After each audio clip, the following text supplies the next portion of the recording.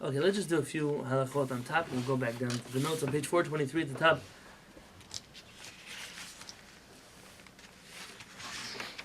Which page? 423. On 421, we mentioned that it's good to look at your tzitziot when you say the word tzitzit in Shema. We added then to kiss the tzitziot. The Rizal mentions that. Ma'an continues. In Gimel, Tov lehistakel, it's proper to look b'tzitzit at your tzitzit, b'sha'at atifa k'shemavarech. It's good to look at the strings of your tzitzit while you're wrapping yourselves in them when you're making a blessing.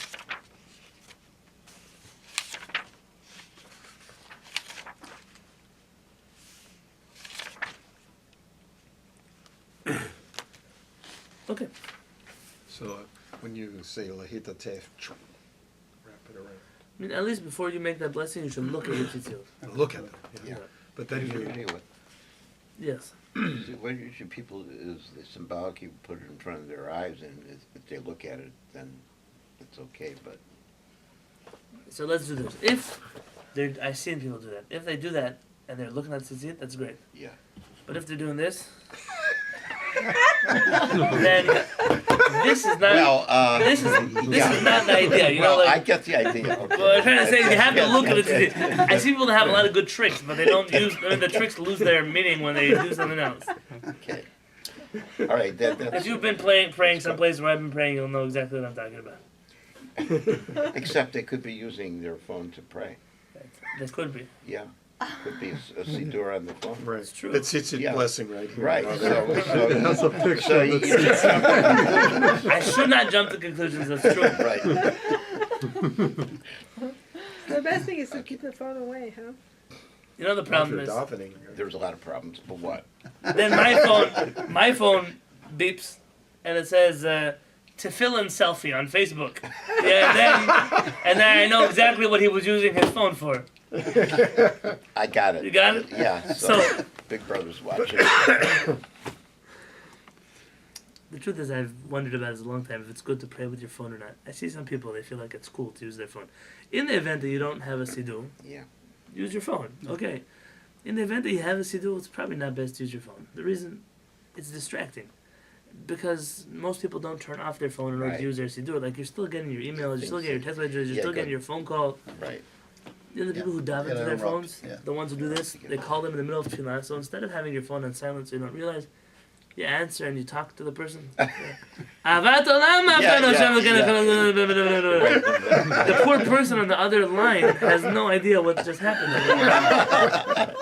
So the only time I recommend doing this is if somebody's really calling you 10 times. You need to hear is an emergency, somebody dying, and you forgot to pay your Macy's bill. I don't know, whatever it is. Sometimes a different thing. The person has to, certain things just stay away from you.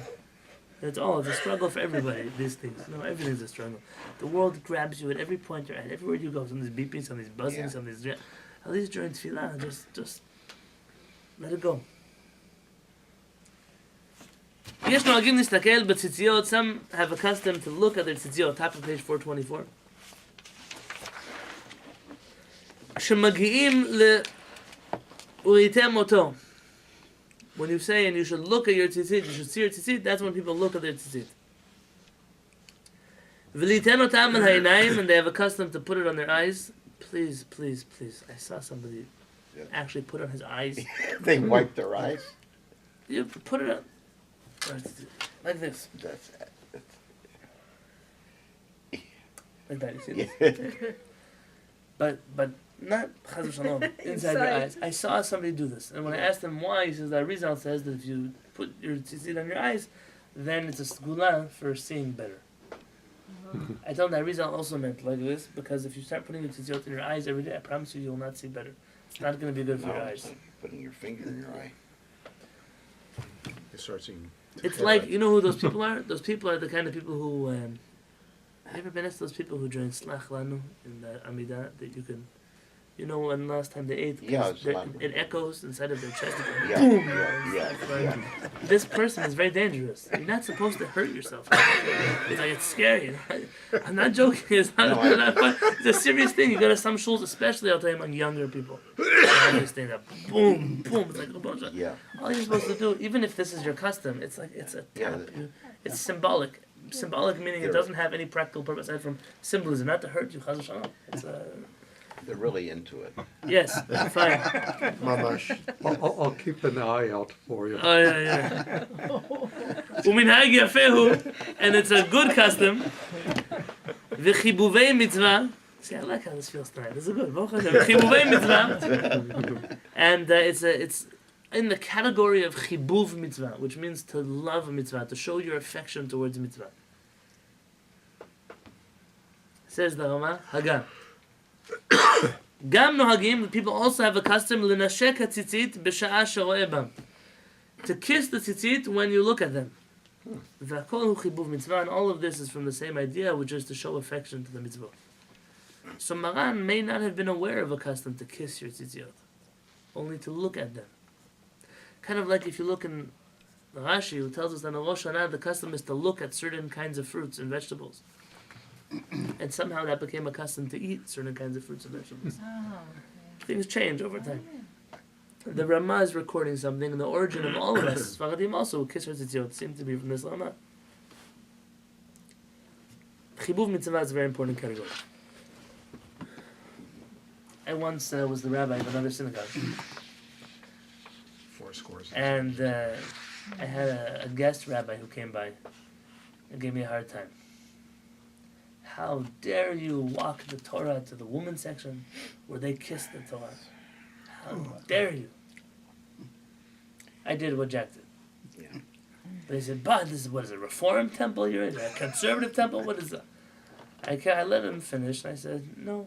I said, "Yo, you better get on the phone with your rabbi and ask him if it's okay." I gave a speech about this then, if you remember. I called up our parents. Before I tell you that, I'll tell you a story about Rabbi Yosef. Rabbi Yosef had a political party, and that political party was running they had billboards all over Israel. One of the billboards was a lady's hand pointing to the Sefer Torah during Hagbah. They lift the Torah. And some rabbi used to bash Rabbi Yosef that he didn't mind about the laws of modesty. Because how could he put a lady's hand on a billboard for the whole world to see? When it says in Shulchan Aruch that somebody who looks even at the small finger of a lady in order to derive benefit from it, some kind of pleasure from it, that he's an evil person. How could Rabbi Yosef put a woman's finger all over the state of Israel? Rabbi Yosef's response to this was, if only you knew how holy it was for a woman when she points at the Torah, if only you knew how much Hashem was happy with a lady when she points to the Torah, you wouldn't write me such stupid letters.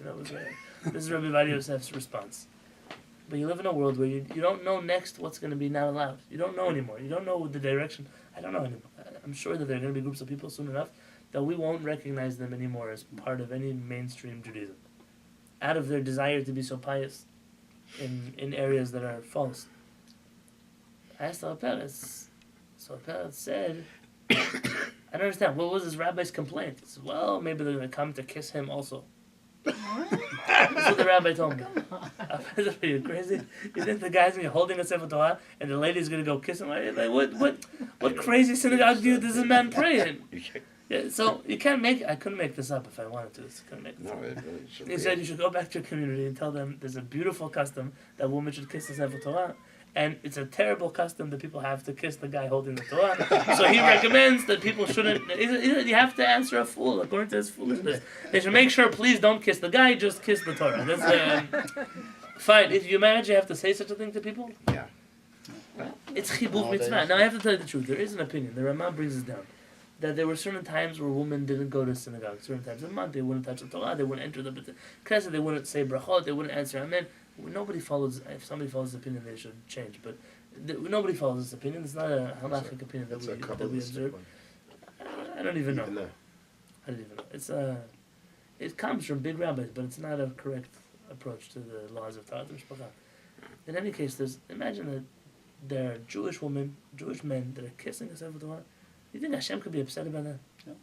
It's a silly thing. So Baruch Hashem, here we do the same thing. And I've gotten similar complaints by random people who've come through, and I always have a good answer to tell them. Chibuv mitzvah. There's a mitzvah in the Torah, not just to be Jewish and to follow halakha, but chibuv, to be affectionate towards the mitzvah, to love the mitzvah. When I kiss a Torah, when I kiss tefillin, Almost all the time when he sees me in tefillin, he asks me to kiss my tefillin. So I always let him kiss my tefillin because it's close. I give him my hand tefillin. Oh no, I want the one on top. So I always let him kiss my head tefillin, and then I kiss him too. It's a special thing for a child to know that kiss tefillin. You know, Something special. Yeah. I once was in the airport and I finished praying, and the person didn't think it was so weird that I was wearing a talit or a tefillin. But the thing that bothered them, not bothered them, the thing that made them come over to ask me was, I did this. I said, Oh. I said, "Ew, that's gross. Why would you kiss a book?" I mean, this concept of kissing a book is so foreign, so they don't understand. And I understand why they don't understand, because we love this book. Yeah. We have a relationship with this book. The Chavetz Chaim, Alav Shalom, his mother used to have a book of Tehillim. And it was ripped and battered and torn, and I used to only read from this Tehillim. Someone suggested, we'll buy you a new copy of Tehillim. It's not a big deal for you to. This one actually has pages. You could read the letters. The binding is held together. He said, "This is my mother's Tehillim." I said, "Great, so put it on the show." I said, "What's so special about your mother's Tehillim?" He said, "My mother didn't know how to read, but this was her Tehillim. She wore out the book without being able to read." There's something, a connection that we have to something that's holy, and something you should never suppress. I don't like these people. I'm going to tell you now, so don't get offended, because from now on, you're not going to be from these people. These ones.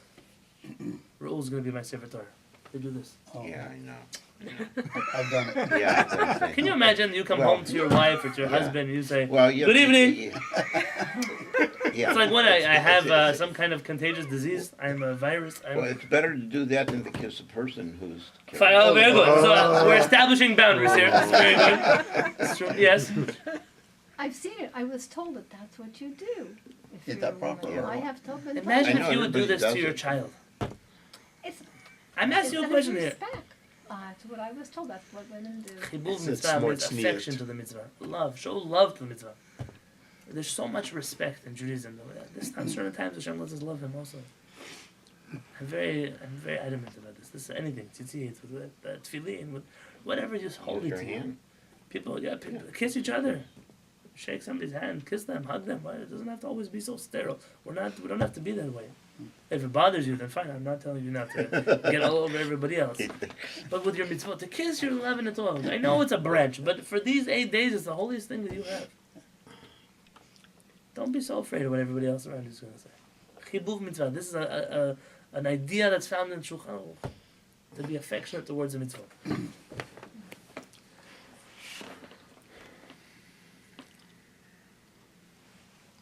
When a person looks at his tzitzit, מסתכל בשני ציציות של פניו, שיש בהם 10 קשרים.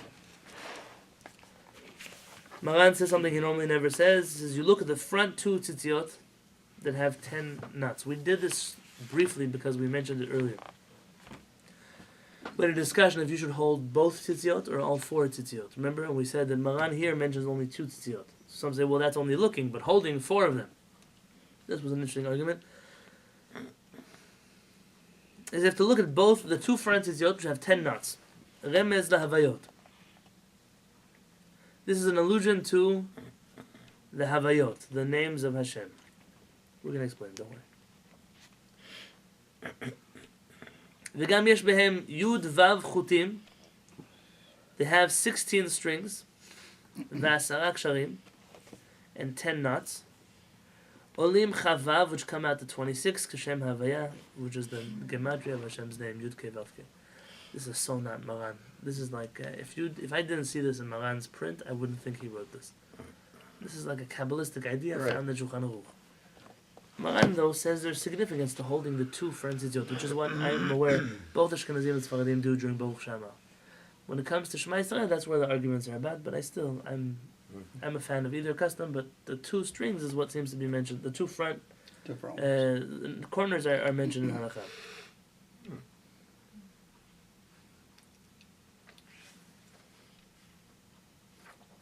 Okay, let's look at the notes here.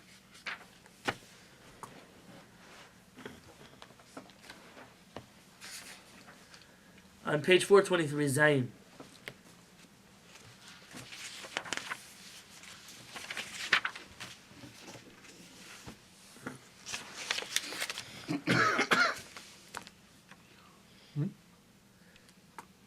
Zayin. You see Zayin? It's the last line in the middle lines.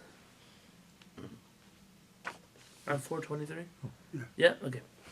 But Chibuv Mitzvah, such an important thing. My grandmother, Alayhi Shalom, she used to save the wine from Kiddush every week, the leftover from the Kiddush cup. She would put it in a bottle in her fridge. And anytime anybody was sick, she would give them from the wine of Kiddush. Put it on your head, put it in your eyes, put it in your ears, put it in your pockets, whatever it would be. She really believed that the wine from Kiddush is something that's powerful. Now, is that written anywhere? I don't know. Should I pretend to you my grandmother was a Kabbalist? She wasn't. But this connection to mitzvot, this feeling that this is holy, this is... There's what to be said about that. And in all Jewish denominations, this was a thing. Sfaradim, Ashkenazim, Hasidim, everybody had this thing. But it seems like as we become more proper Westerners, more cultured, I say that sarcastically, we lose certain sensitivities, feelings that we used to have in the Beit Knesset. I can't tell you how many times I walk into the Beit Knesset and I feel like I've walked into a church, and I've never walked into a church. I can't tell you. I just the feeling of what it would be like if I was. I'm not taking away. I'm sure there was a design once upon a time, but huge buildings with stained glass windows and hardwood. That's fine. So that's like a leftover from 100 years ago when they built the place. What do you want them to do? To renovate? This is what it is. But it doesn't have to be that the pastor, the rabbi gets up and he says, in this week's term, you don't speak like that. I've never heard him. He doesn't speak like that. Why does he have to speak in this? Why does it have to be this way? Why does there have to be why does everything have to be so ceremonial? Oh, don't open up the Torah to the right, open up to the left. Don't go around the bima this way, go around the bima that way. How could you lift the Torah 3 columns, 4 columns? What do you care? Why is everything so ceremonial, ritualistic? What happened to feeling at home in the business? This is my place to pray. There are rules, of course there are rules. What happened to being you? To praying to HaKadosh Baruch Hu, to connecting on a spiritual, emotional level. If you cry in a shul, people are going to think you're crazy. The usher might come ask you to leave. To break down in tears. If I would bow down on the floor in shul, they'd call security on me. Okay, but the truth is that our Bate Knesset no longer feel like Bate Knesset. Very often, it's when I come to a little Hasidic shtibel that barely has one chair that matches another chair, and it's a little Torah and an ark, and it's some curtain they string across the room. Sometimes in those places, I feel the most like I'm in a synagogue. It is rare you find those. It's like a little place where everyone's just real. Our mitzvot have to be real. Our kids watch us. Our communities watch us. Our friends watch us. What do you do with your Shabbat meal? What does it feel like? Does it feel like Tuesday night dinner? Does it feel like a Shabbat meal? What's wrong with singing and closing your eyes and forgetting what time it is? What's wrong with that?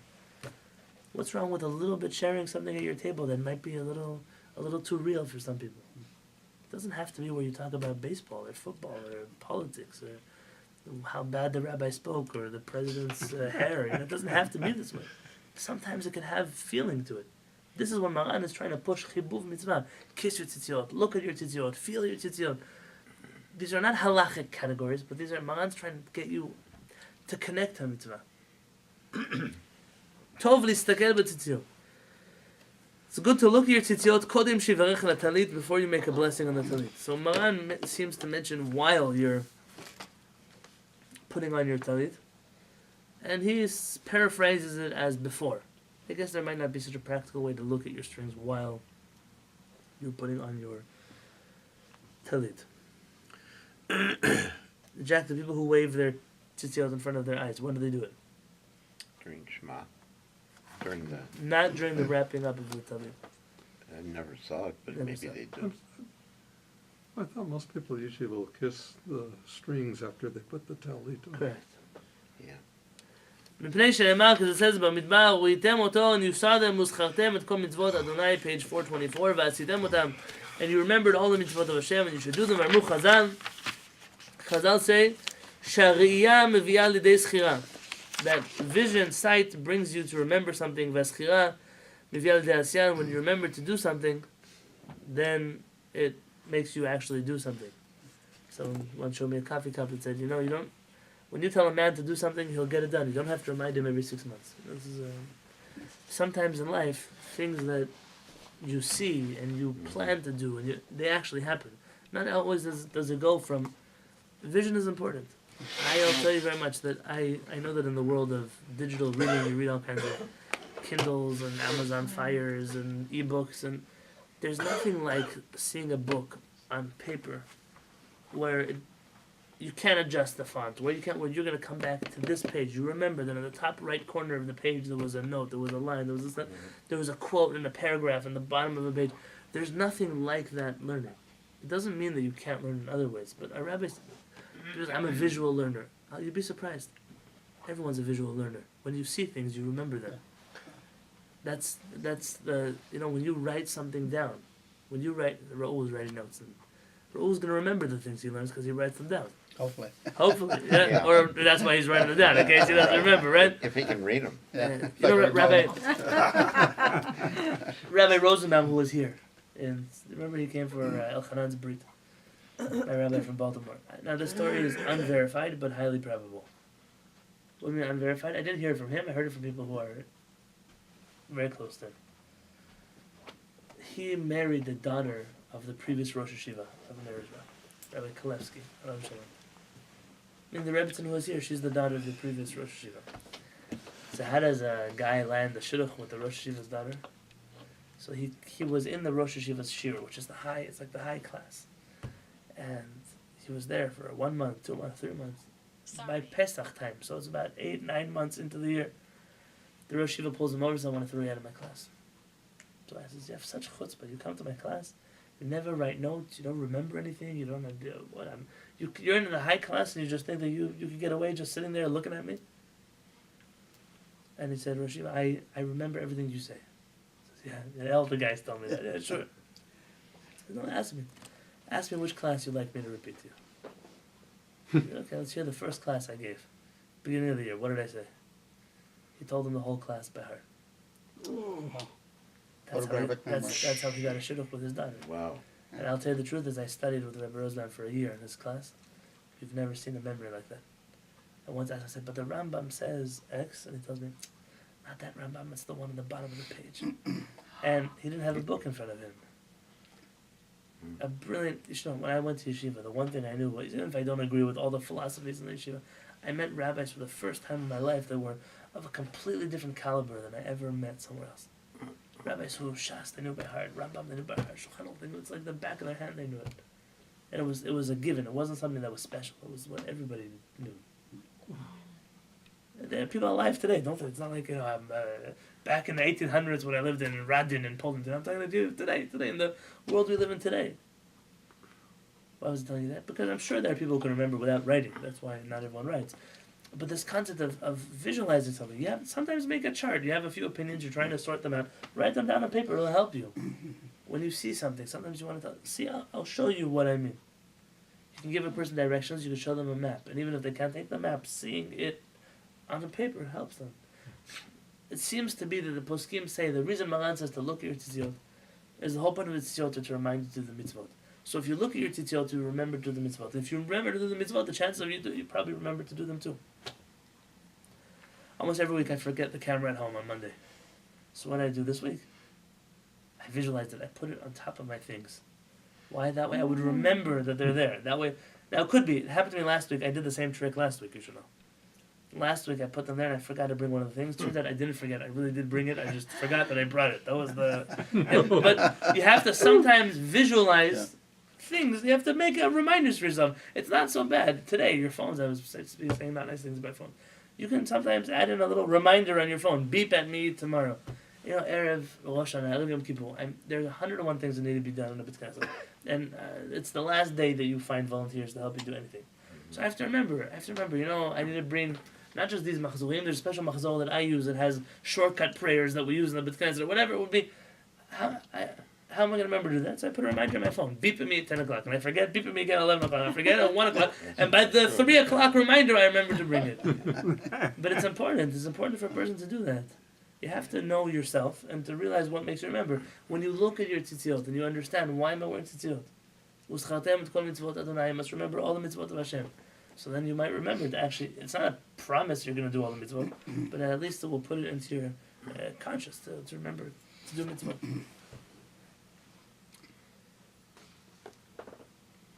ויש נוהגים, some have a custom, להסתכל בציציות, to look at their ציציות, כשמגיעים לפסוק, וראיתם אותו, when they reach the words, וראיתם אותו.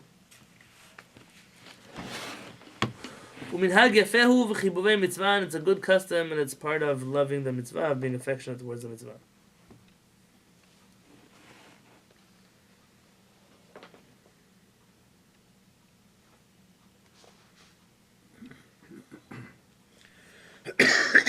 Not everyone agreed that this is when you should look at the tzitzit, but it's a custom. ולדעת רבינו האריזל, according to the Arizal, יש להסתכל בציציות, one should look at the ציציות, בכל זמן שאומר פרשת ציצית, the whole time he's saying the last chapter of Shema. וידבר השם משה לאמור, that whole paragraph you should look at your ציציות. וכן נוהגים, and this is the custom, לתת את הציציות על העיניים בשעה שאומר וייתם אותו, to put your ציציות on your eyes at the time that you're saying וייתם אותו. וכל המעביר את ציציות על עיניו, and anybody who puts his eyes, ציציות on his eyes, אינו בא לידי עיוורון, he does not become blind. Listen, I can't guarantee that. He brings a number of sources that say this. A number of rabbis bring this to Gula Adam. Don't hold it again, I'm quoting. ומשמש בציציות בשעה שאומר וייתם אותו, you should touch your tzitziot at the times that you say וייתם אותו. וינשק את ציציות בשעה שמסתכל בהם, and when you look at your tzitziot, you should kiss them. And that also is the Arizal's opinion.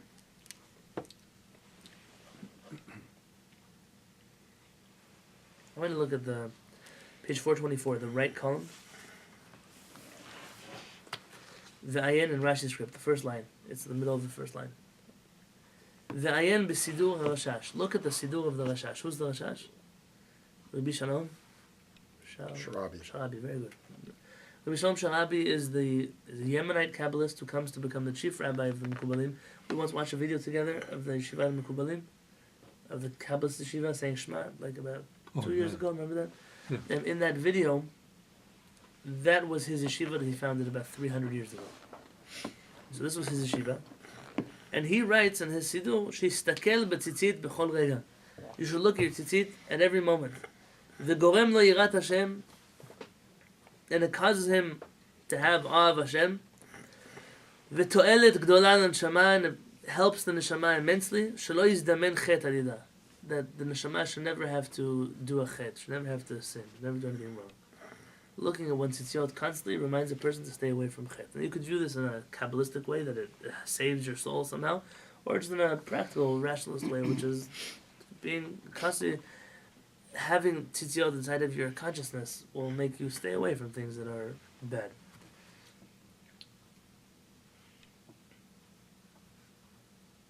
I was once in a tzitzit shop in Jerusalem. One of the rabbis who was in the tzitzit shop told me, I don't remember who he quoted, he said, you know, this thing where you look at your tzitzit and it helps you stay away from avirot, there's a rabbi who says that only works if you tie your own tzitzit. But if somebody else tied your tzitzit, then it wouldn't work. No, I don't have a source for this. I don't know. I'm not sure. Why? The reason is he said that you have to have this in mind when you're tying your tzitzit. You have to have the kavanah. I'm tying my tzitzit so that it can help me stay away from avirot. You don't know what the person was thinking when he tied your tzitzit. He was thinking about a Starbucks Frappuccino. He was thinking about going home. He's tired. And you were thinking about Yirat Shamayim. Maybe. What I'm saying is there's an inyan.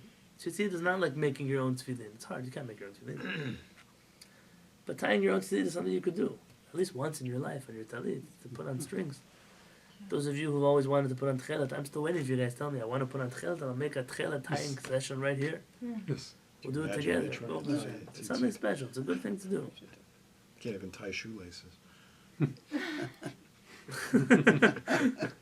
should know, my first pair of tchelet, I couldn't do it. I paid one of my students to tie it for me. And he tied one corner and then sat with me for 3 days. Showed me how to tie it. So I'm not good with knots, and I'm not, in this regard, I'm not my father's son. My father was in the Navy, you know, he does all that. My fingers they can point inside of the chumash, and they're not so good with these things. But I tried, and I learned. So it takes me forever, you know, still. When I tie my tzitziot, it takes me 3 hours, 3.5 hours. I saw a guy once tie my kind of tzitziot, which are very complicated tzitziot. He did it in 30 minutes. His hands, like this. He wasn't even thinking. It was just like a machine. Machine, He yeah. ties, maybe he told me, 20, 30 pairs of tzitziot a day. Wow. That's what he does for a living. He ties your tzitziot. Is this in Jerusalem? in Jerusalem. It's like weaving. He says sometimes he does it while he's learning, while he's at home, he just walks around. His hands just do it for him. But it's a kind of mitzvah that you can make your own. You can make your own tzitziot. Something to Do think you about. give a workshop? Yeah, we'll do it. We'll do it here. If people want to tie their own tzitziot with Kehillat, I'm willing to do it here. I think Dan Schwartz ordered a number of Kehillats in the store. You don't have to go now to order them. You could just get them at Hatikva. Real, authentic Kehillat that I showed me, I approved them, and we brought them in from Israel. And It'd be nice to have it, but if I do it, it'll look like You'll do it a with spider us. web Yeah, I mean, you can't be any worse than, than Jack. That's a challenge, Jack. I gotta yeah. live up to. one more, just last part of the halacha. L'dat Rabbeinu Harizal, and according to our rabbi the Harizal, yesh l'nashek tzitziot. One should kiss the tzitziot. Ultatan al gabei ha'inayim b'shah shomer u'item oto, to put them on his eyes while he says u'item oto. V'shah shomer v'lo tatu. Achei v'avchem v'achei nechem. When you say that you should not stray after your heart or your eyes, to put it over your eyes at that point also.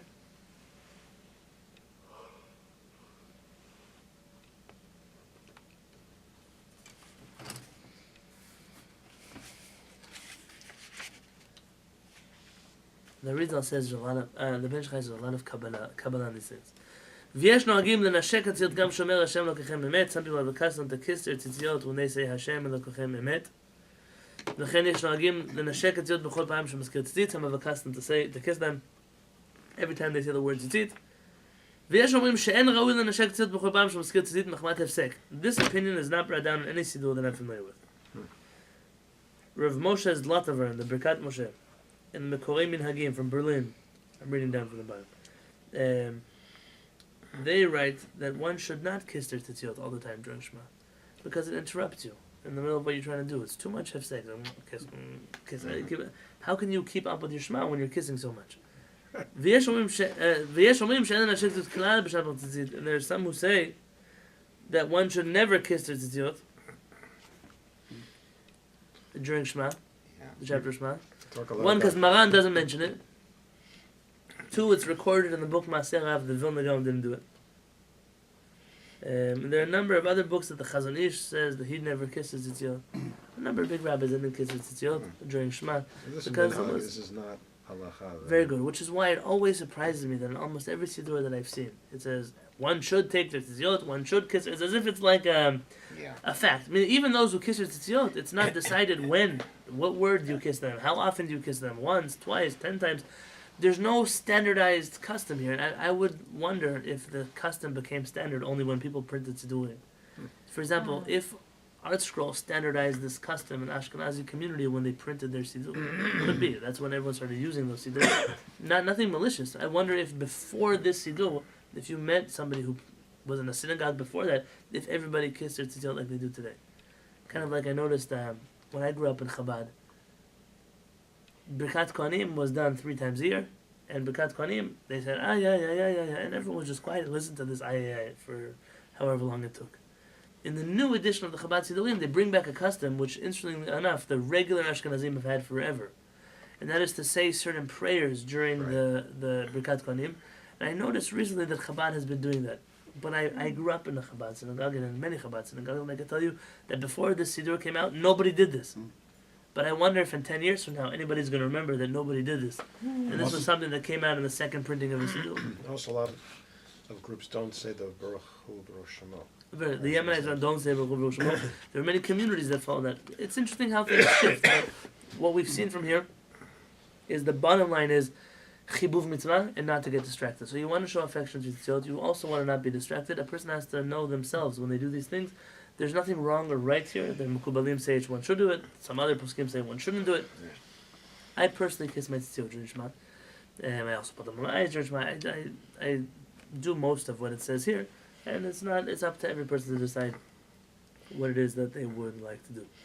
All right, go Shaar. You know, the kissing of the tzitzit is one thing because it's almost automatic, but when you have to look at the tzitzit while you're saying the Shema, that takes your attention away from the words, and that to me would be very distracting. Interesting. Yeah. So then that's what you should do. Yeah, I You- know, but I mean, I was wondering how they can justify that because most. I guess some people, I mean, if most you people know are by saying it by heart, heart. yeah, And so they're saying it by heart, so it doesn't make a difference what they're Yeah. doing while they're saying it.